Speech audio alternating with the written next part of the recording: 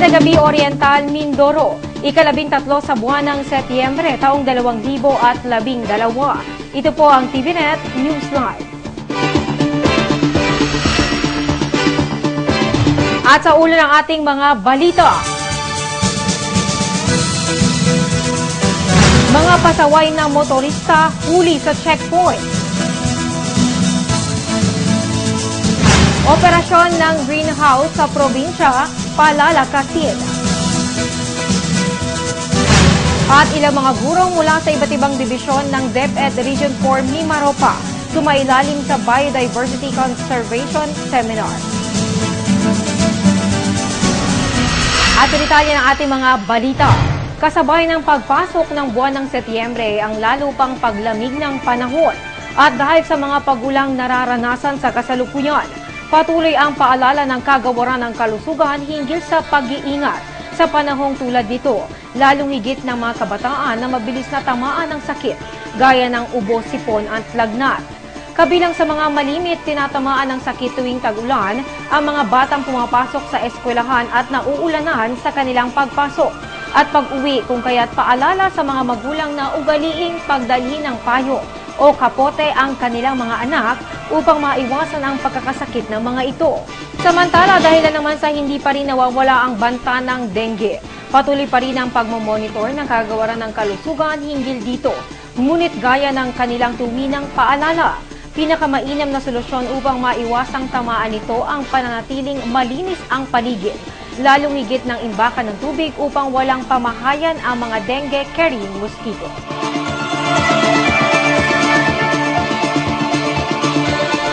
Magbabalik po ang TVNet Newsline.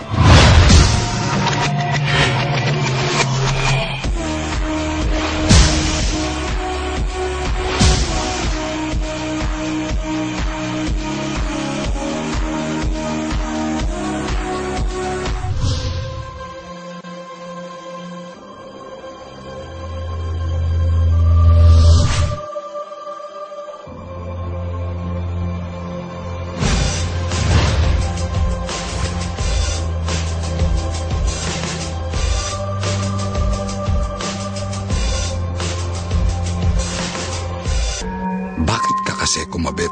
Alam mong di tama yan, di ba? Huwag ka nang gumamit ng pag-aari ng iba. Nakakaperwisyo ka sa mga legal na cable. Lumalabo ang signal nila. Mahiya ka naman, hoy. Illegal na cable mo, putulin na. Ano, gusto mo bang umabot pa sa kulungan?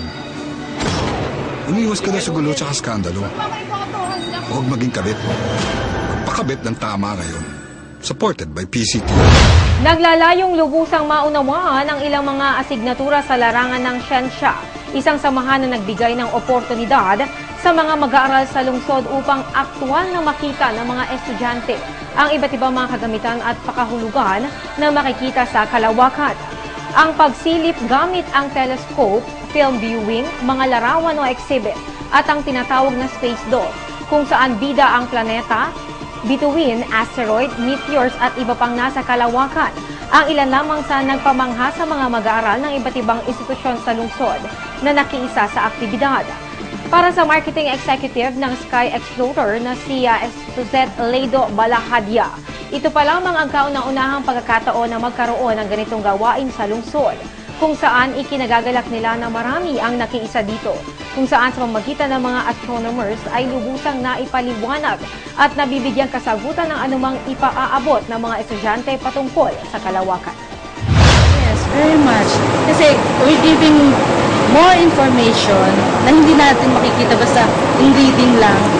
So, ito, representation lang ng ating sky. At the same time, meron kayong mga astronomer na nagbibigay ng lecture sa kanila.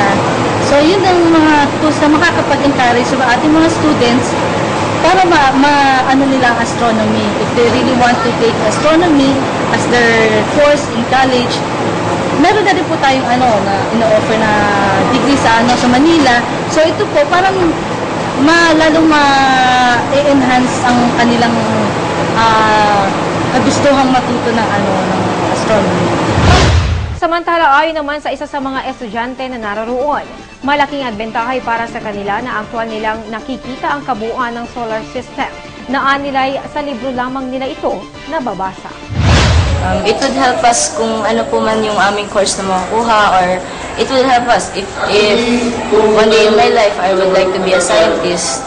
This project will help me because we just not see it in books, but we have also grasped its visual representation. So whenever in my life na I should be a scientist, I can remember these days and I know that it will help me very well. Antabayanan ang upang mga balita sa aming pong pagbabalik. Future of energy saving.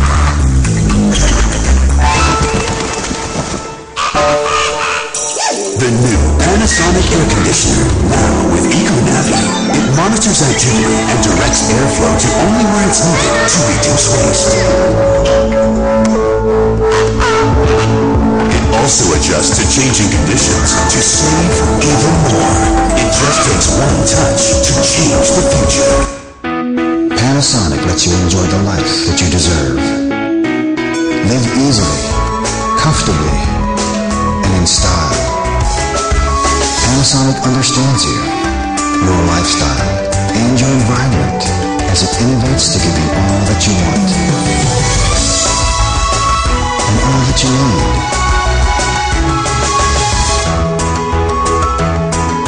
Live a cool and eco life. Panasonic. Sa pagkapatuloy ng ating mga balita, kasabay ng patuloy na pagpapanatili ng maayos na daloy ng trapiko sa kalunsuran, gayon din ang masiguro na nasusunod ang mga batas pangkalsada. Patuloy ang pagkasa ng checkpoint sa lungsod ng mga kapulisan kung saan gaya ng inaasahan. Ilang mga pasaway pa rin ng motorista ang hindi pinalampas ng grupo. Ikalabing dalawa ng Setyembre nang pumwesto ang grupo sa kalunsuran, partikular na sa Barangay Calero, kung saan ilan sa mga motorista ang kanilang nahuli. Dahil na rin sa paglabag ng mga ito sa ilang bayulasyon, gaya ng pagmamaneho ng walang lisensya at iba pa. Mahigpit ring iniinspeksyon ng mga ito ang mga papeles ng mga motorsiklo kung ito ay nakarehistro. Samantala sa kabila ng paghingi ng paumanhin dahil sa abalang na idudulot nito, patuloy naman ang pag-apela ng otoridad sa lahat ng mga motorista na makiisa sa mga ginagawang checkpoint dahil ito umano ay para na rin sa kanilang sariling kaligtasan.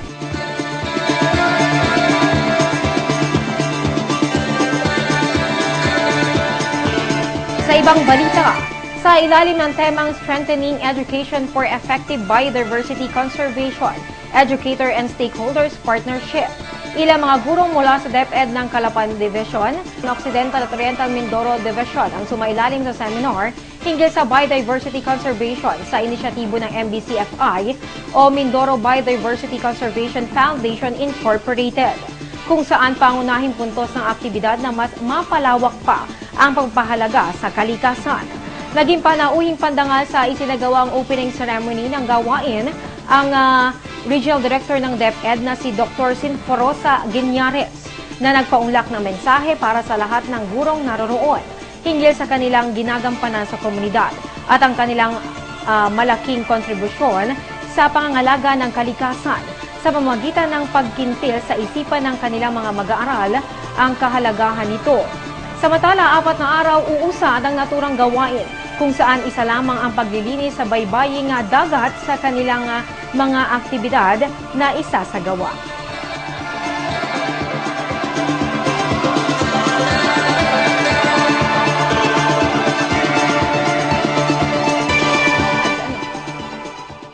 Iba mga balita sa amin pong pagbabalik.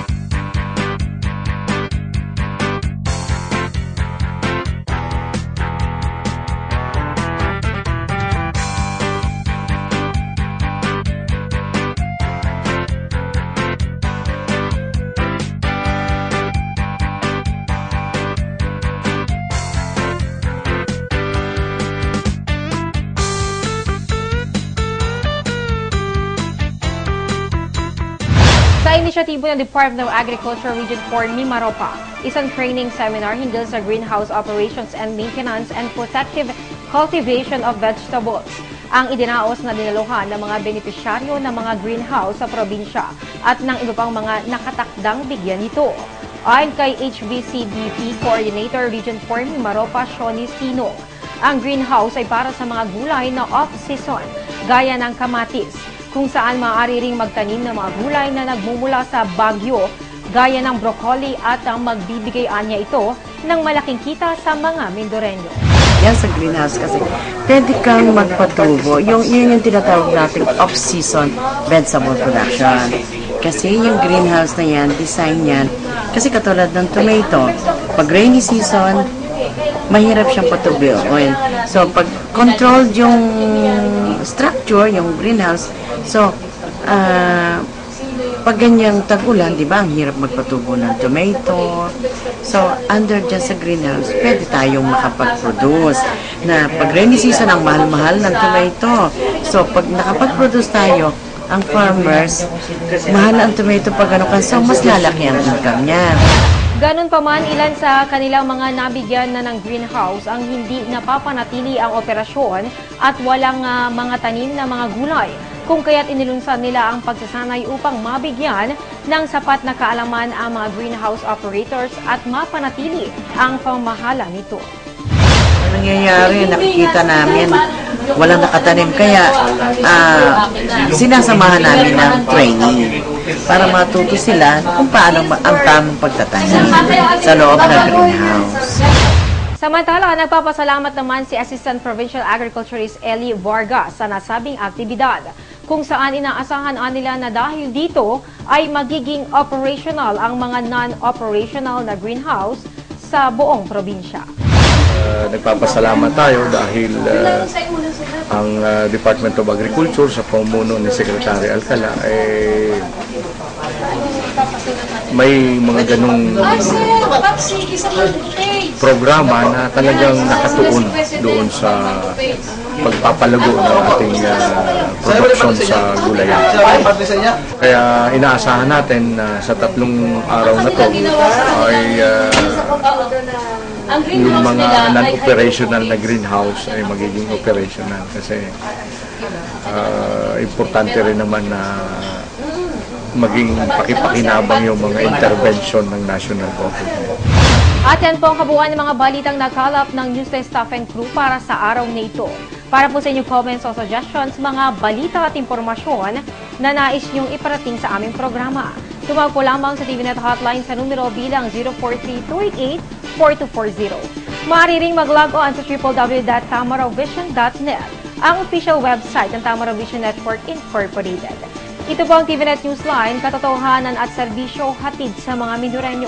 Ako po si Irish Villa Valiada na nag-iwan sa inyo ng isang mapayapa at magandang gabi. Maraming pong salamat sa inyong walang sawang pagsubaybay.